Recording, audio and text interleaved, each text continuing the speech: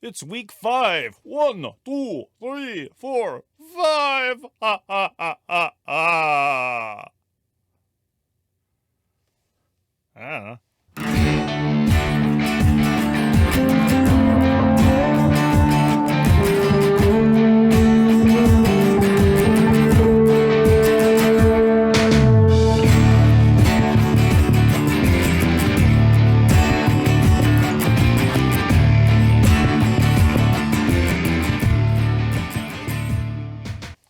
Hey everybody, welcome to our week 5 video. When this week is over, we will be a third of the way through the semester. Pretty shocking, huh? Let's talk about a little bit about grading and about what's coming up. While I haven't graded your classes, profile essays to this point, I have graded them from 3 other classes. Plus, I've given this assignment before, so there's a number of things I could tell you about the profile so far, and many of these might actually deal with your kind of issues. So, the things I have learned so far. First off, a certain number of people are turning in assignments that look like travel brochures. This is a great place to visit. This is a wonderful place to have a vacation. And well, I guess that's fine and dandy. That's not really what the assignment is. So, for this assignment, you got to think of a few things. One, you got to think of significance. Why should I care about it? If there's no significance, other than this might lead to a good vacation, we've watched the video on significance, right? Yeah, if there's no significance other than this might be a good vacation spot, this is probably not a great academic subject. Academic stuff should really be more a position in a debate. If there's only one point of view, that ain't an argument. If you're completely certain and there's no possibility for disagreement, that ain't an argument. There has to be multiple possible positions available. So make sure that when you're talking about your place or your event, you're formatting it as a debate, as a position in a debate. This is what arguments are, really. In academics, we tend not to deal with a whole lot of 100% mathematical certainties, unless you're taking math, I guess. We're more interested in how you can support arguments. So, position in a debate.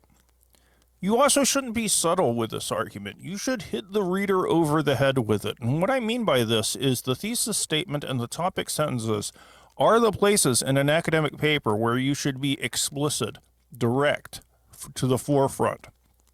Ideally, I'd like to think that you should be able to read the thesis statement and topic sentences and get a pretty good idea of what the actual argument is.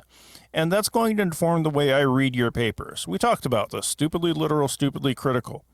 So make sure that you are not subtle with your argument. Make sure it's a position in a debate, and make sure it's at the center of your paper. Thesis statement, that it's telling me how each paragraph fits into the larger argument. Topic sentences. These things are important. You also have to get to deal with specifics. There were a certain number of people who would talk about a place and talk about the importance of the place without actually talking about the place itself, the physical layout, or the event itself, the specific things that went on. Specifics are where arguments live. It's where evidence lives. If you get into specifics, you're able to tell your reader details that they can keep in mind. Most readers cannot keep big, vague generalities in mind unless they have something to relate it to.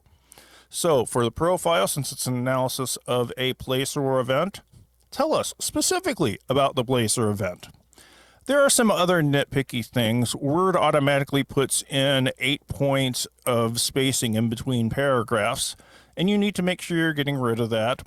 I put the graphic in the folder where all these things are due, but layout tab, spacing before and after should both be set to 0. Now, keep in mind, when I get these things back to you, it should be by the end of the week, I'll give you comments broken down into 2 sections. Higher order stuff, that's stuff in terms of argument, evidence, logic. Then lower order stuff in terms of the mechanics, the grammar, the nitpicky stuff. I will give you a number grade, and I'll send an announcement via Remind when the classes profiles are already all done. From that point onward, you can read and look at your stuff, see if you figured out what you did wrong, and then you can always fix your paper. We have revision in this class for 3 of the 4 major assignments. The only reason we don't have revision on the profile is because it's due at the end of the semester. But the other 3 you can revise, and you can revise as much as you want.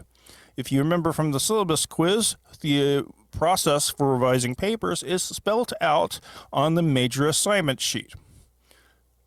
While the assignments are graded qualitatively, you're allowed to revise your work for grade reconsideration. You have to compose a revision plan. You're not going to bring it to me during office hours since we're doing remote office hours. You'll contact me via Remind, give me a set of your availability. I'll schedule you, then we'll meet via Blackboard Collaborate.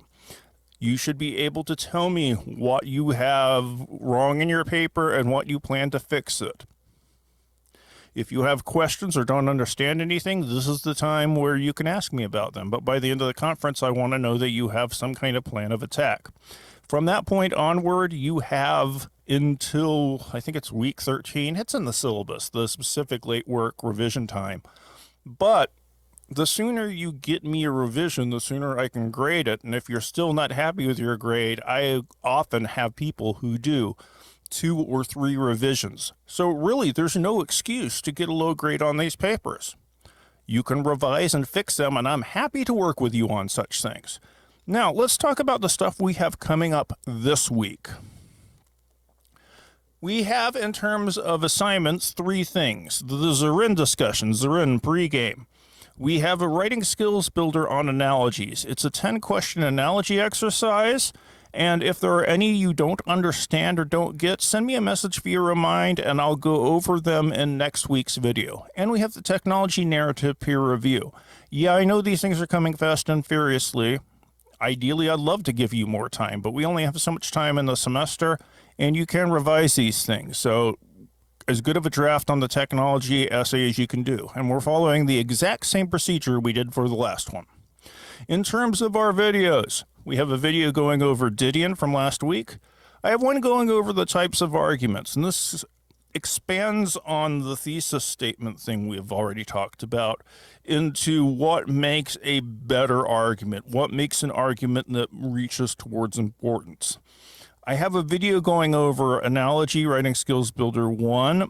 Basically, I'm going over a lot of similar analogies, and I'm really trying to get at the heart of what analogy is and how you use them and how it's a good way to think about things. The video Back to Basics is harkening back to something I talked about in the absolute first video, how you do a paper. And it's a lesson that never hurts to go over again.